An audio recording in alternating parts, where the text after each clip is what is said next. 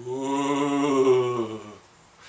I don't know any lines from this movie, so that scary ghost sound's gonna have to do. Hello, Huge Movie Fanatic Nate, coming at you on a very, very hot, late September day. It's just like really crazy. I'm coming at you today to review the early 80s horror movie by the name of Hell Night. This is a VHS I acquired back when, as I've said so many times in so many reviews past, the what's the name? Video Update was maybe late 90s, early zeros purging their VHS, and you could get like 20 tapes for $10.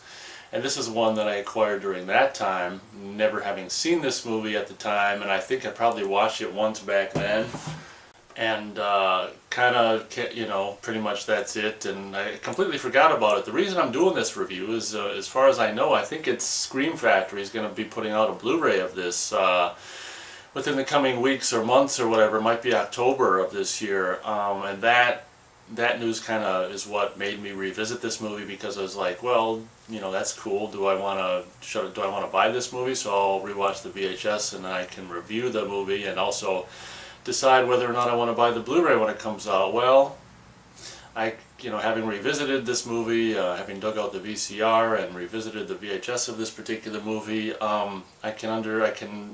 unfortunately for you Hell Night fans, in my particular opinion, I completely understand why I couldn't remember anything about this movie, because, I guess for the most part, in my opinion, it's kind of unmemorable. The beginning is really cool with this kind of, college, fraternity, sororities, slash fraternity, slash sorority, big shindig, big kind of party thing. And it's just like when I first started the movie, I'm like, wow, this is like casts of thousands or hundreds, and it's just like, wow, how did I forget this movie? Well, that's because just, that big kind of epic college party scene is just at the beginning of the movie, and the rest of it is just basically involves like 4 or 5 or 6 characters that spend the night in this old creepy place and get picked off one by one. Of course, this movie should be right up my alley, but as I said, having revisited it, having rewatched it within the last week or so, I'm afraid it didn't do a hell of a lot for me. This movie, of course, features at the time, pretty, voluptuous and pretty attractive Linda Blair, of course, of Exorcist fame, who's kind of, I guess doing her Jamie Lee Curtis, if you will, in this movie, which is coincidentally financed by the, was it Compass International Pictures, the same outfit that did the original Halloween. But Linda Blair is the star of this movie, and she looks like hot as all hell, and, her bosom's just dying to pop out of her dress, and to be honest, when you watch it, you're dying to see them pop out of the dress, but unfortunately, it never happens. So Linda Blair, it should be said right off the bat that she's, you just want to, being a heterosexual male, you just want to, anyway, I'll leave that sentence to your imagination, but let's just basically say that off the bat, Linda Blair is hot as all hell in this movie. And it's interesting, this movie also features in probably the second billing part, the guy who would end up going on to being in Friday the 13th, the Final Chapter. That's kind of the movie that I know him best from, the guy who dies in the shower by getting his face crushed in Final Chapter. And it's funny because in this movie, it was done before Final Chapter, he's got like a bigger part, and I always wonder what it feels like for an actor to have like a big, kind of relatively big part in a movie, and then like go on and do other movies and then be a lesser part. It must feel kind of like, oh, I'm going backwards.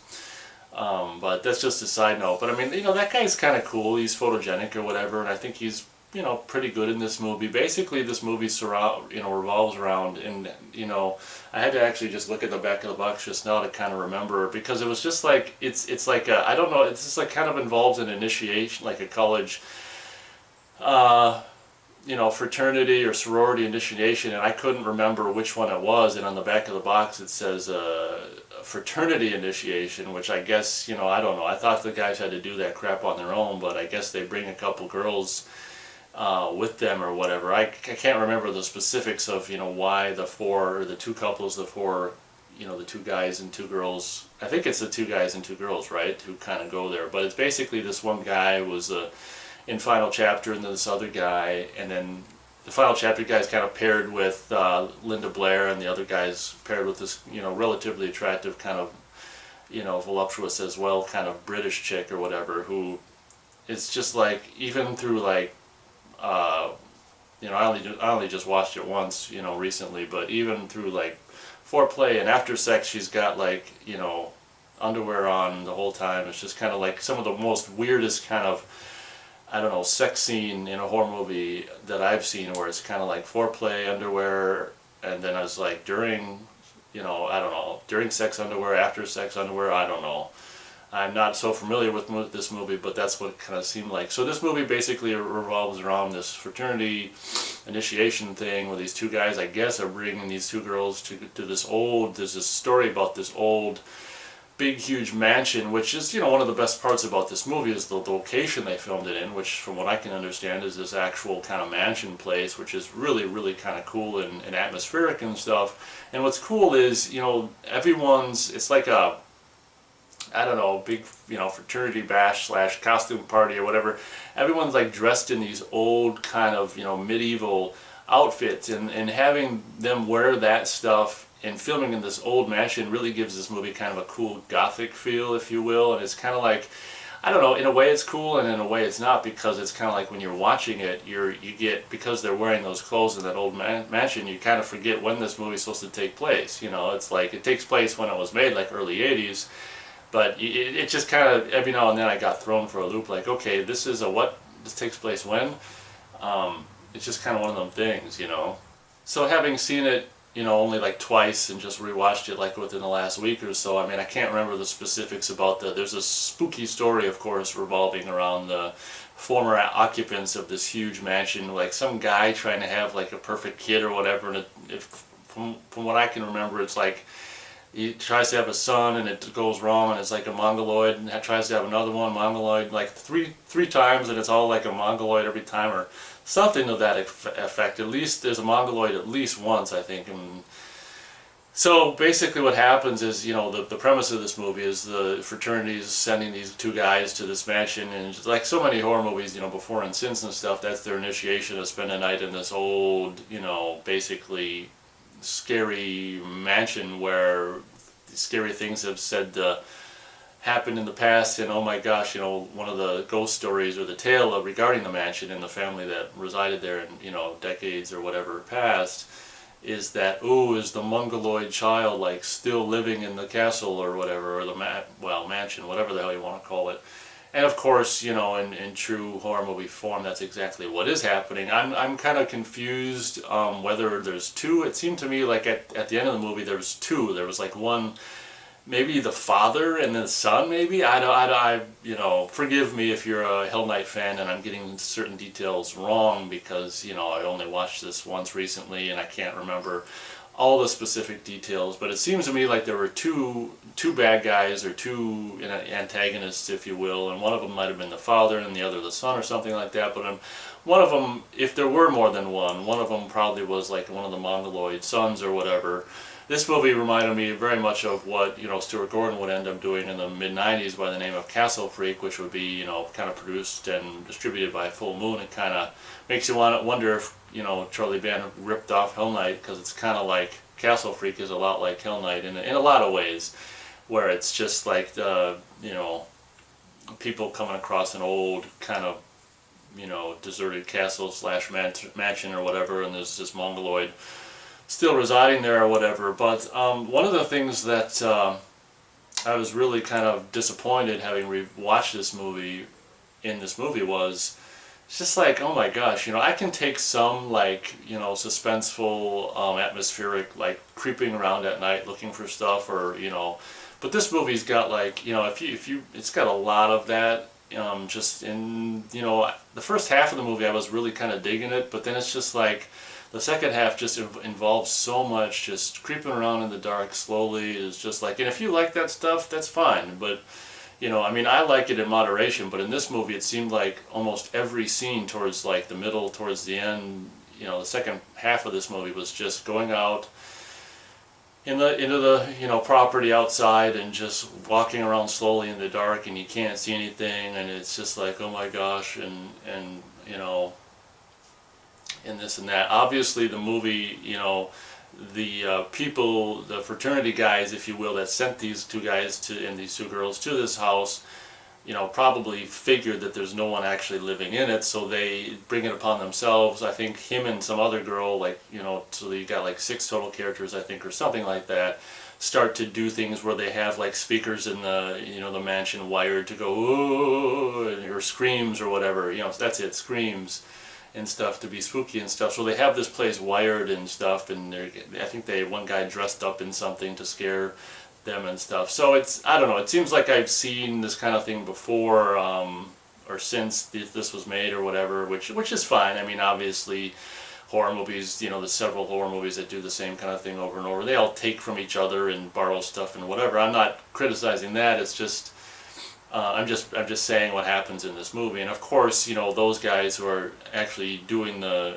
you know, operating the scary sounds and the speaker and you know, dressing up in the scary things to try to hide behind, you know, two-way mirrors or whatever and scare people, they end up getting offed, I think, pretty much first. I can't remember if the, you know, the main kind of guy who's running this sorority or this fraternity thing it died or not, or whatever, probably. I think pretty much they all die except for like Linda Blair and the guy from Final Chapter. But having rewatched this movie, I don't think I'll buy it. You know, I don't think I'll buy the Blu-ray at anything over like 15 or 10 bucks. You know, there were things, you know, unfortunately I can't remember a whole hell of a lot. I mean, there weren't any kills or anything that really necessarily struck me. There was a cool part where this one guy involved in like scaring the kid, you know, the pledges or whatever you want to call them, like was trying to hoist up a body which was supposed to be, I think, a dummy or something like that, and he hoists it up and it turns out to be actual, you know, one of his co-conspirators or whatever. And that was a kind of a cool little gimmick and stuff like that. So stuff like that, you know, made it kind of cool. But to be honest, as the movie, and it really is long, you know, it was longer than I thought it needed to be. It was like 100 minutes, so, you know, at least 10 minutes in my opinion longer than it needed to be. And it seemed like as it wound down to the end and stuff like that, it was just dragging and dragging and dragging. And I gotta admit, you know, one of the cool things about the ending is the way Linda Blair, oh my gosh, the guy from Final Chapter might not have survived after all. I think it might have been just Linda Blair who survives. But the way she offed the killer at the end of the movie with him being on the roof and her driving into the, you know, the gate to the mansion had been hit by the car and tilted to the spikes on top, and she drove the guys on the car and trying to attack her and stuff, and she drove him basically into the metal spikes, which was a really cool way to, creative way to kill the killer at the end of the movie. But unfortunately I found, you know, the majority of the movie, like I say, the second half to be very slow, and in my opinion could have been cut down 10-15 minutes. Take 10-15 minutes off the running time and it'd be, you know, for me a more enjoyable movie. But that's just my take on Hell Night. So I'm going to go 2 stars, even with all that kind of negativity being said and stuff. It still was a really kind of a cool early 80s, you know, Compass International movie, and had that early 80s feel, and obviously the gorgeous, voluptuous, buxom Linda Blair, young, buxom Linda Blair in this movie really is, you know, agreeable to look at and stuff. So I'm going to give it 2 stars out of 4 stars for Hell Night. You know, it will be interesting to see kind of screenshots or whatever when the Blu-ray comes out, and to see what it does look like and stuff. And, you know, I don't know, I'm kind of torn between it, because it's kind of like got that cool early 80s feel, but at the same time so little, it's just so kind of more slow for me than, you know, I'd like most of my movies to be. So like I say, I'll probably end up with the Blu-ray after I said I won't, but I mean at some point maybe for 15 or 10 bucks if I can get it used at that price. But feel free to let me know what you think about this movie. I imagine I'll get a lot of flack from a lot of Hell Night fans, which is understandable, but, you know, just remember that, you know, my opinion is just my opinion, and I'm not saying you guys should dislike it as well. I'm just saying what I thought, having rewatched it. So I've seen it like twice now, and once a long time ago, probably over a decade ago when I got it, and then just recently. And it doesn't do a whole hell of a lot for me, but I mean, there's definitely worse movies, you know, from the heyday and stuff like that. So thank you very much for watching my review, and as always, we'll catch you next time.